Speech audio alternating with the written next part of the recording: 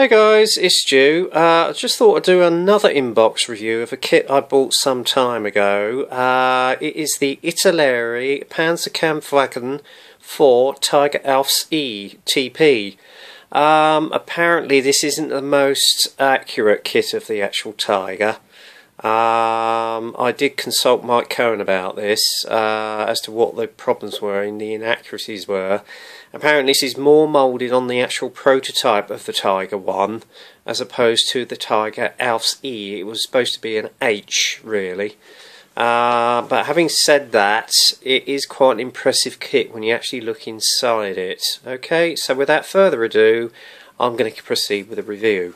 Okay, as I say, I bought this about a couple of months ago. It was the first Tiger one I've actually got myself because I was eager to get my hands on it, and like most people, I am a big fan of the Tiger now. I've been an absolute converted Tiger fan ever since I actually recently watched the film Fury, and I've also done a little bit of research on it. To be honest, everybody knows about the Tiger. It was the most fearsome weapon that the Germans had in their armour.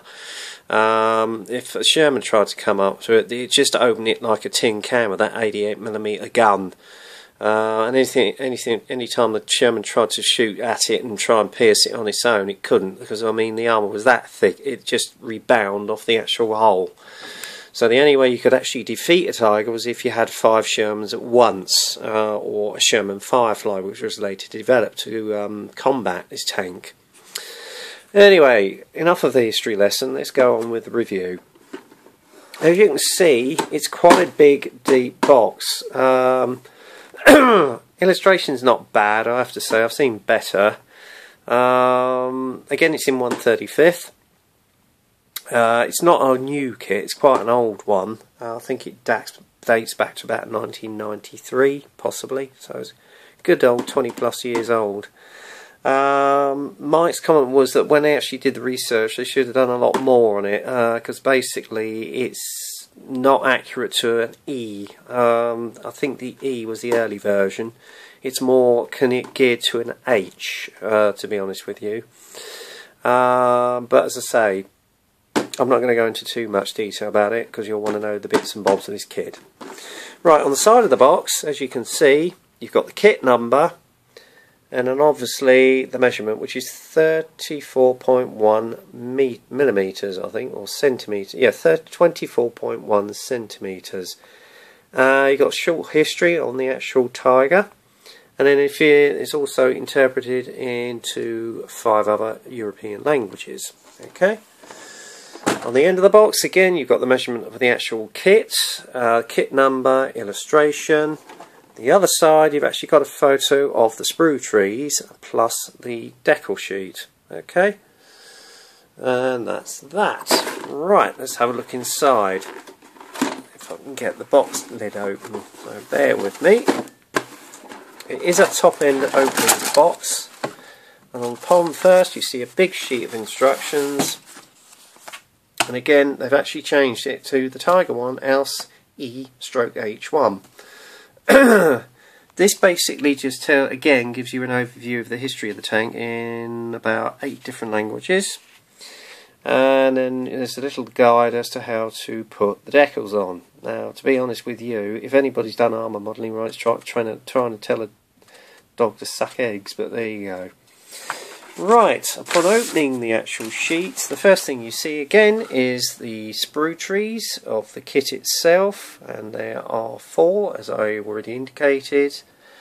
Okay, and then a colour guide to the colour plan, which all comes in Model Master colours.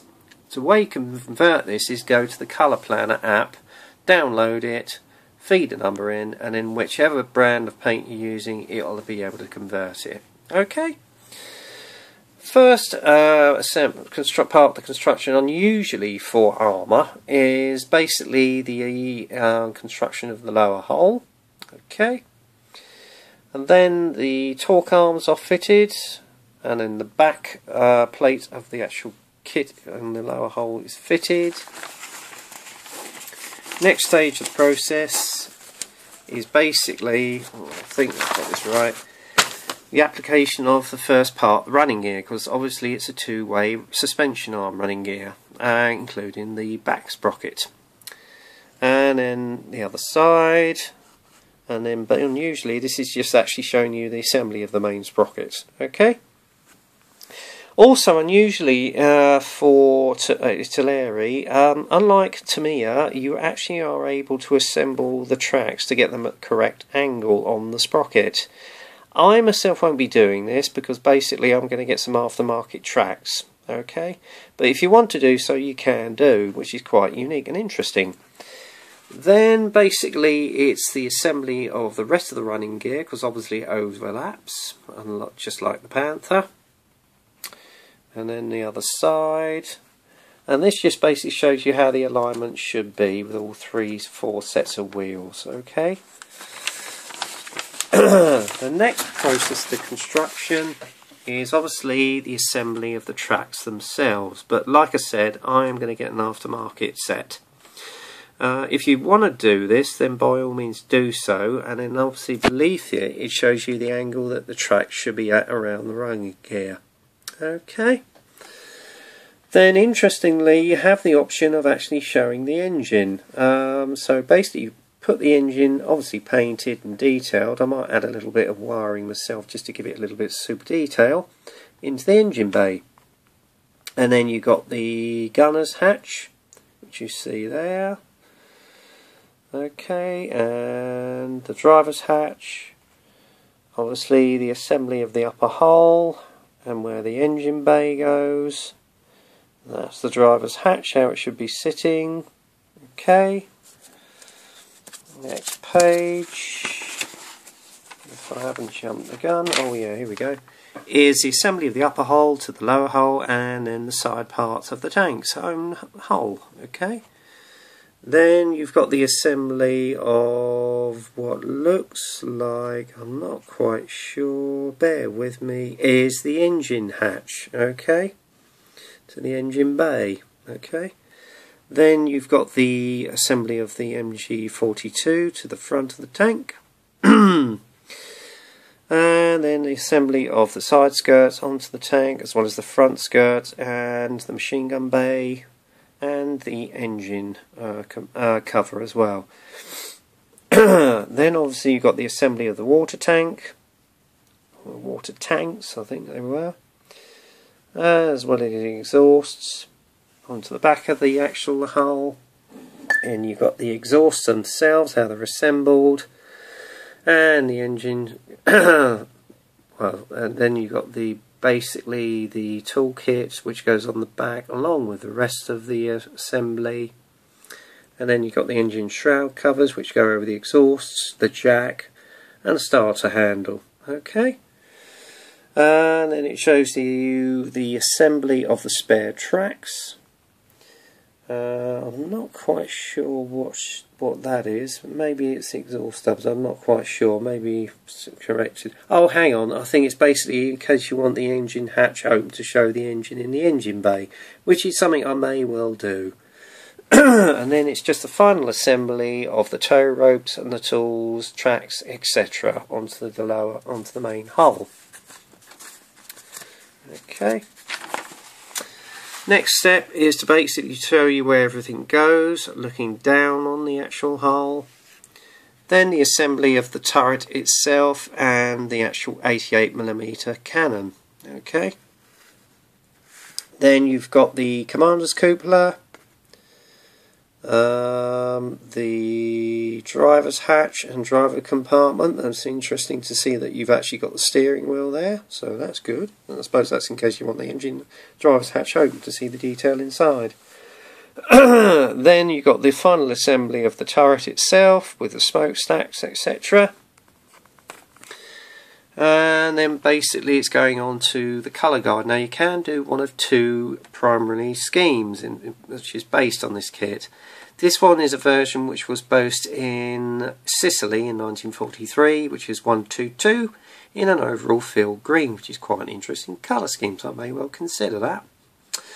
And then you've got another one again in Sicily in 1943, which is obviously one of the first theatres that it was based on. Now I'm not sure if this was Otto Carrius's tank 222 or Michael Whitman's. I think it might be the latter, but that is in overall Dunkelgelb, or dark yellow, okay, along with where the actual decals are placed.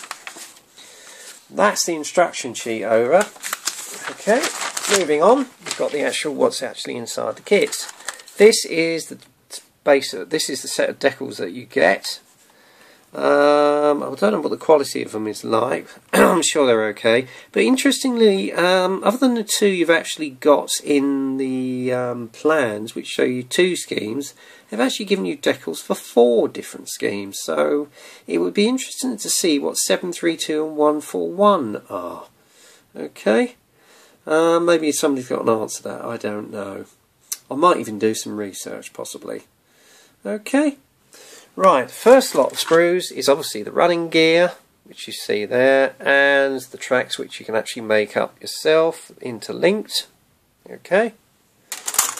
Next sprue is basically where you've actually got the hull. Now, if you will bear with me a moment, I'm just going to go and get the Panther. Right.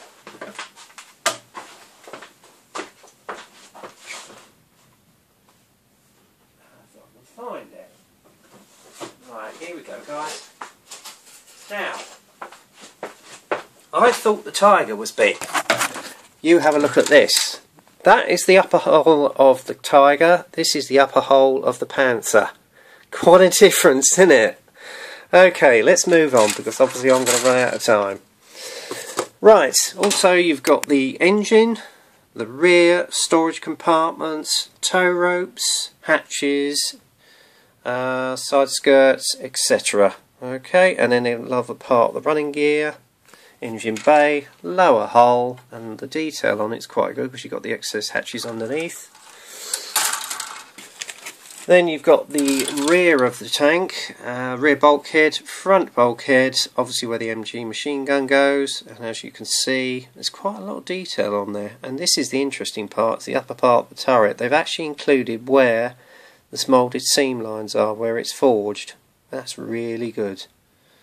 And then obviously you've got the water tanks, side skirts, etc.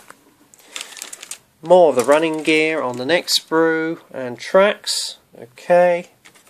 And then finally the turret. Okay. There you go, so quite a compact, and then obviously you've got the 88mm barrel which you can use for yourself, but I will be getting a metal barrel because unfortunately you tend to get a seam line if you use the plastic barrel. Okay, I will be getting some etched brass set which you can actually specifically get for this kit via Airwaves. Okay, so in a nutshell that is the Tiger 1 made by Italeri. As I say, it's not the most accurate one of the E. The only way you're going to get around it is by cutting it apart and so forth, and that's going to be quite an involved job. I'm just going to build it virtually straight from the box via some Airwave sets at some stage. I will have the engine hatch open and maybe I'll do a diorama on it, I don't know. Anyway guys, that's the Tiger 1, Ausf by Italeri. I hope you enjoyed the review. I will be doing another review of another Tiger which is coming in from Shanghai, and that's far more accurate, which is the late production Tiger 1 made by Dragon Models, and that is a 3-in-1 box. So when that comes through I will be doing an in-box review on that.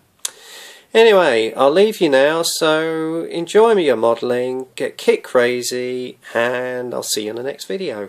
Bye for now.